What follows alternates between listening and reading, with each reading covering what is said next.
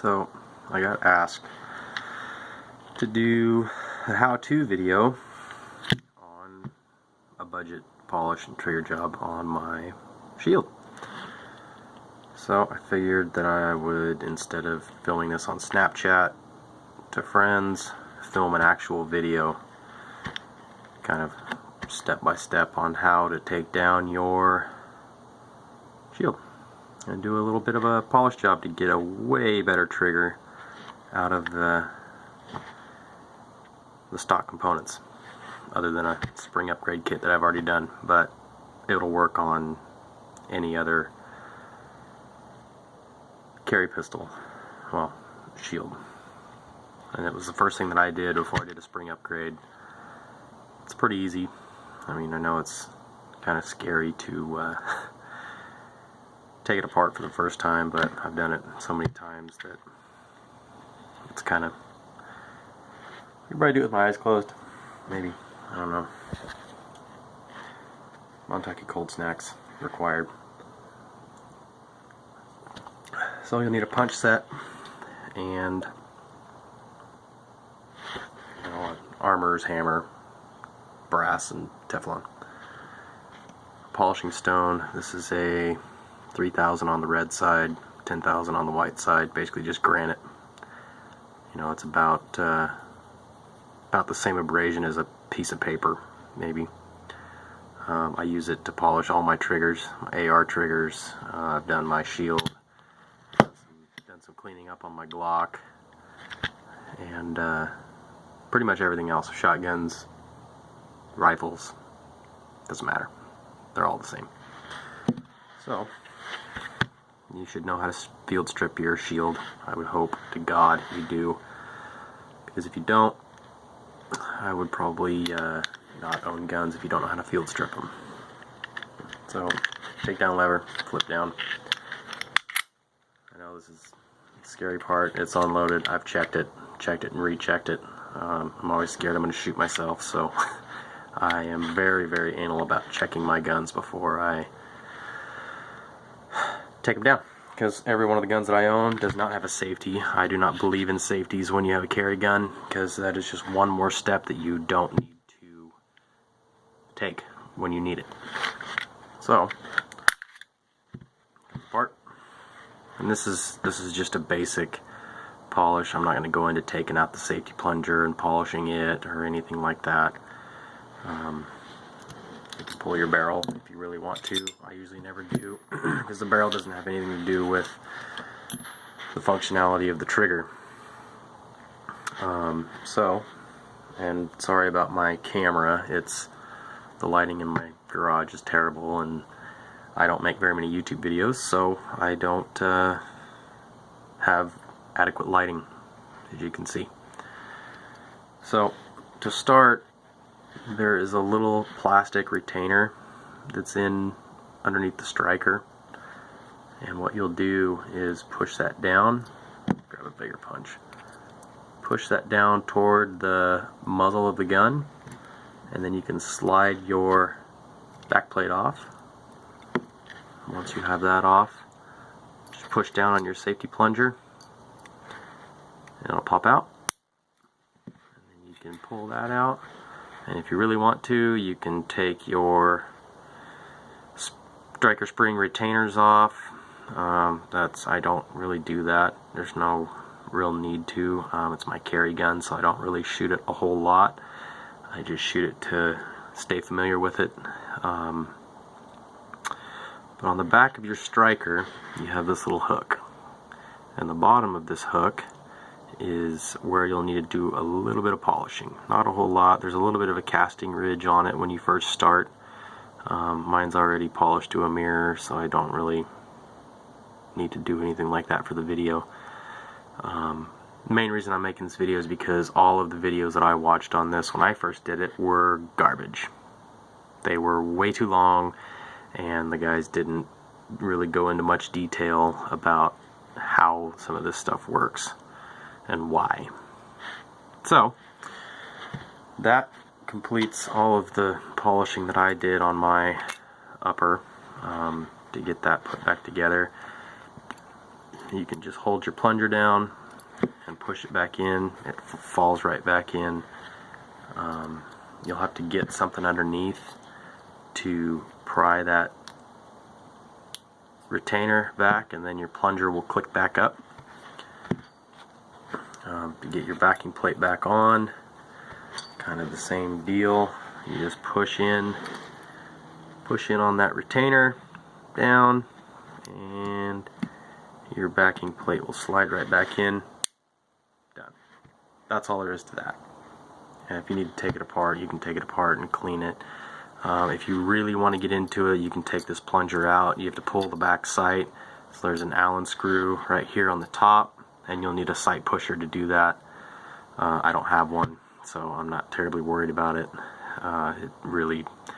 It's just a stainless part. It doesn't really have a whole lot of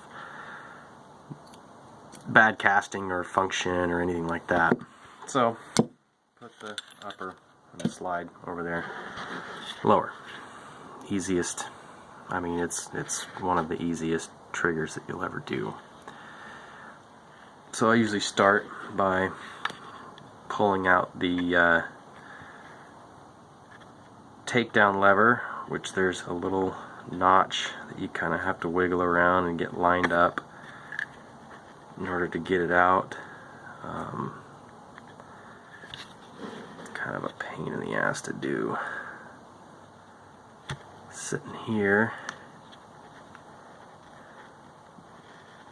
but once you do it, I mean, even if you do it 100 times, it's still a pain in the ass to get out.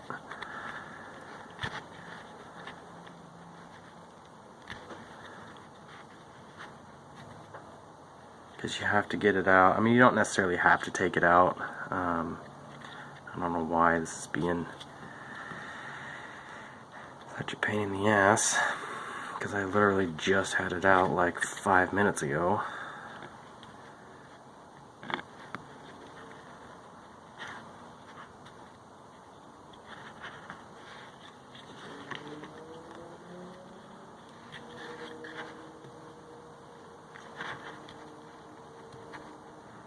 So you want to put it up at, like, I don't know, as you're looking at it, it would be like the 230 position. It'll come out. There's a little notch right. Let's see if I can get my camera to focus here. There's a little notch right there. You have to line that up with the basket that holds your trigger group in, the front half of your trigger group.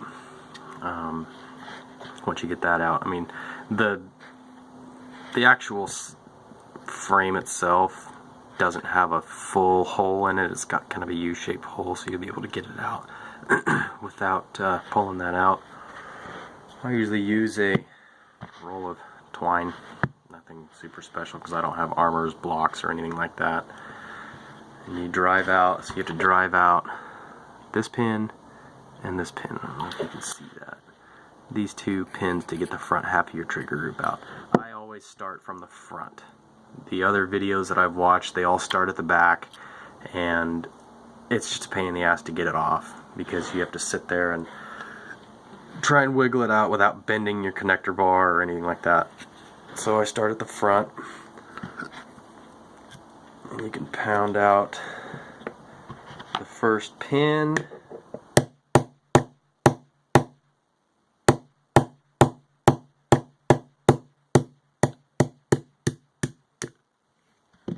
Drops down on the bottom of the roll of twine. Now, this next takedown pin, the bigger one, it's an easy one to get out. It's got the actual connector spring, the trigger connector spring, or whatever it's called, I don't know the official name for it, that your trigger actually runs off of. So you just push that out, and it goes one way because it's got kind of a big head on one side and then nothing on the other. Set that aside. I always try and follow my pin with my punch, just so if there's any spring tension on that spring, it doesn't go flying anywhere. So when you pull it back out, now your spring's sitting in there loose, so you can go ahead and pull your your basket out that has your slide stop connected to it, and it goes over the top of your trigger, the actual trigger shoe. And that's all one piece, and there's no polishing you have to do on that. So we'll just set that aside.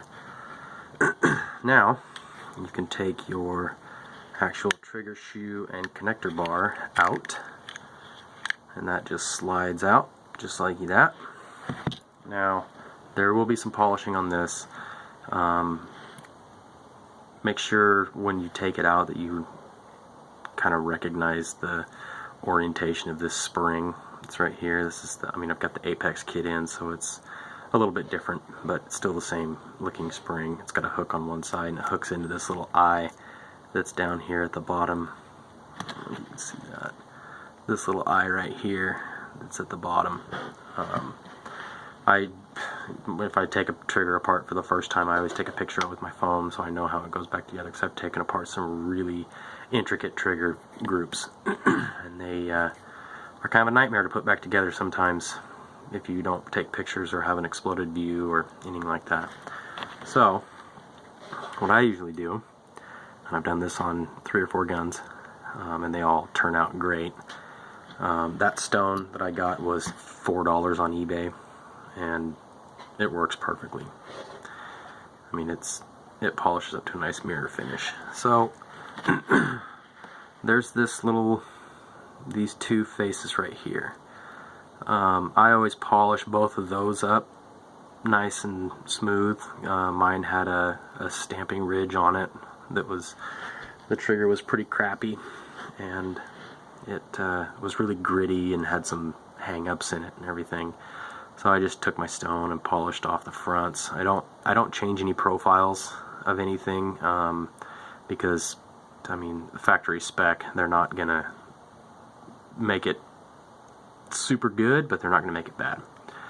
I just went ahead and polished the bottom of this crook. It's right here, right along the bottom there. That was another contact point that I polished up. Right along the face, so this crook kind of comes around in a loop right here, and I polished up the front half of this because that actually runs right up against your disconnector, kind of like an AR. So polish those, polish that, nothing super fancy. I just knocked down some of the ridges and got it all cleaned up and everything. To take out the back of to get to your sear, you can same thing on the circle or whatever piece of pipe or whatever you use to get it out.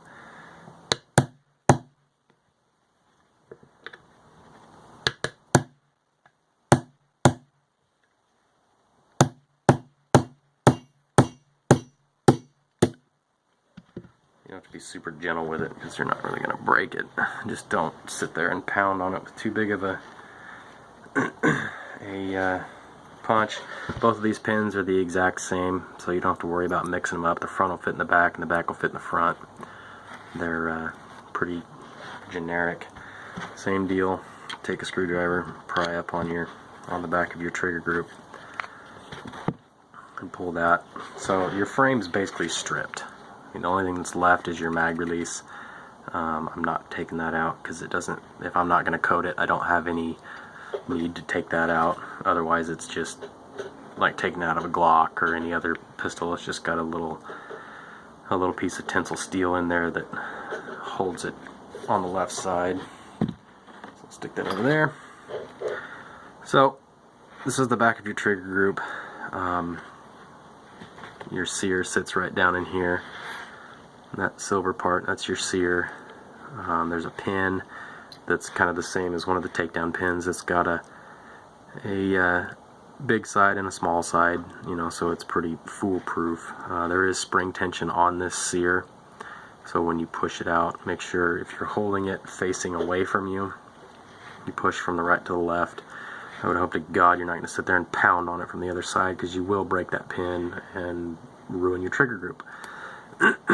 So pull that out. It's super easy, just push this right out. And watch out for this sear because it is under spring tension. There's a detent underneath it that has some pressure. It won't necessarily go flying out, but it'll definitely surprise you. So I took my sear, polished the top, just gave it one universal or one uniform contact surface. I didn't really go too far into polishing it to a mirror. I just knocked down all the ridges and, you know, some of the high spots. Same with the front right here of the sear. There is a little kind of a overhanging face on the front. That's pretty sharp right there. I just kind of rounded that off slightly with my stone. Same with underneath. You know, you just kind of go through and you'll be able to see if you've shot your gun, you know, any amount of times. It's gonna be, you'll see the wear spots on it, and wherever there's wear spots you can take your stone and kind of polish those off. But other than that, I mean, that's the whole shebang. There's not really a whole lot to them. They're not super complicated. I don't know how it is with the safety. I don't use guns with safeties. Well, any of my handguns have safeties. I'm not, you know, a big believer in safeties. If you really want to get super anal about it, you can polish up the back of this disconnector that's right here that actually pushes the striker or the sear forward. I didn't. I mean, it's not, you know, really going to change much. I kind of just went in there with a file, and it's painted yellow. I imagine that's some sort of a indicator or something from the factory. I just kind of took a file and knocked off some of the paint that was on it, because other than that, it's a pretty smooth piece.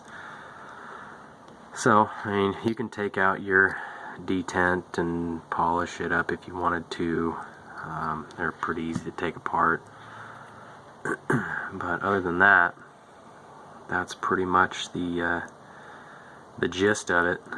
You know, just make sure that you don't take off too much material at one time, because you will have a automatic pistol, and that is not good, because if you get caught with that, you will be in deep shit. And it goes back together the exact opposite way it came apart. So if, like with me, anytime that I'm doing something that I'm not 100% sure about, working on somebody else's gun that I've never worked on or anything, I always take pictures with my phone, and then you can go back and look at those pictures, and it's pretty easy to put back together. Same thing, you know, when you get the back of your trigger group out, get it polished, and you want to put it back in, put the back in first. Every other video I've watched, they always do the front first, and it's just, or they always do the back first when they take it out, and when they put it back in, they put the back in or put the front in first, and it's a whole lot of work for nothing, because you're sitting there and you're holding this thing and the connector bar, and you're trying to finagle it in, and you're holding the trigger back, and no, it's stupid. And that's not the way that it was designed. It's designed to go the other direction. So, you know, one of those, you know, I watched a video where a guy sat here and fiddled with it for 10 or 15 minutes, and he still couldn't get it back in.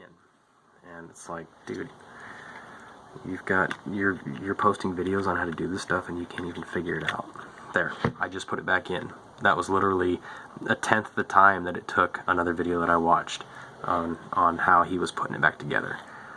So, other than that, that's about the end of it. There's bugs flying around in my garage, and that's getting kind of old. So, anyway, yeah. Hope you guys enjoyed the video. I'm not a huge YouTube personality, so my YouTube videos are kind of lame, and they're not edited, and I don't have music, and I don't have any of that stuff. So, you know, you play what you got, and I don't know. Let me know if you want any other instructional how-to videos on some of this little simple stuff that some people are much too scared to do because they're scared that they're going to mess their gun up or they're not going to be able to put it back together. And it's easy.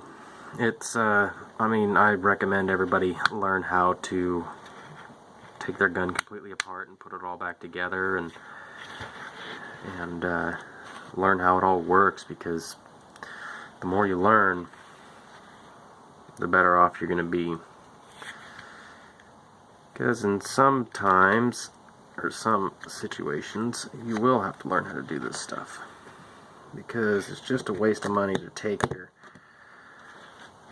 your pistol to a gunsmith and have them do something that you could do in your garage for half the price, and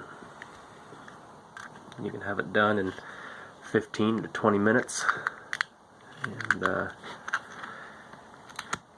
then you at least learn how your gun goes back together, and it's not some big mystery on how anything works. You know, get yourself a good punch kit. That's one of the main things. I got the Weaver set. I think it was like 20 bucks on Amazon, maybe, if even that much. And it's definitely worth its weight. That's for sure. Because, like you, if you're watching this video, sorry, that was probably kind of loud for anyone that had headphones on. You were really scared about doing this for the first time, and it's really not that bad. And that's another thing that I noticed about some of the other videos, was the guys were saying, oh, if you're not an experienced gunsmith, or you don't have all the right tools, or blah blah blah, or the right knowledge, or you didn't go to armor school, then don't do this. Fuck that. Learn how to do it yourself. Be a man, or a woman, or whatever you decide that you want to be that day, because apparently that's what people do now, is they can change their genders any day that they want. And you know, I'm sorry if I didn't explain how this goes back together. I would hope to God that if you took it apart, you were paying attention on how it went back together. So, other than that, this video was one video, 23 minutes long, and that's, I mean, all there is to it. I know, trigger discipline, right? It's about, I'd say about 5.5, 6 pounds, as opposed to the factory 8.5 or 9 or whatever ungodly amount it was, and it felt like you were trying to drag a cable winch through a bunch of gravel. It was so terrible. Other than that, that's it.